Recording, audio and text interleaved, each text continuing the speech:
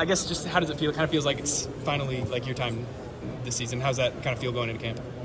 It feels good. I'm taking it day by day. At the end of the day, it's a team thing. I got to keep it the same as it's been for 3 years, really. So I can't really change much.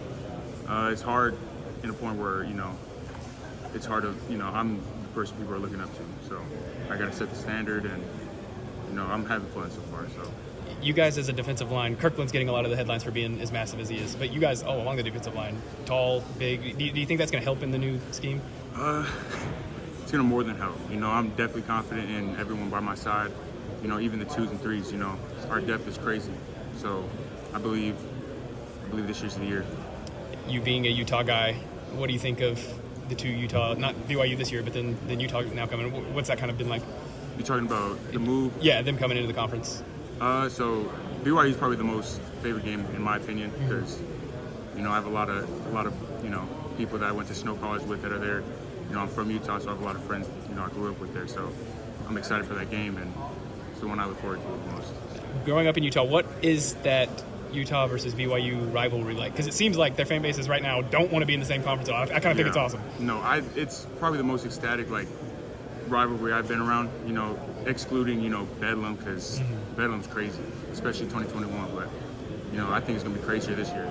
You mentioned you having to be the guy that the younger guys look up to. Who are some of the younger guys that are kind of starting to pop their heads up nowadays? Deshaun Brown. Deshaun Brown's getting, he's getting his reps in, and from last year to this year, there's been a huge difference.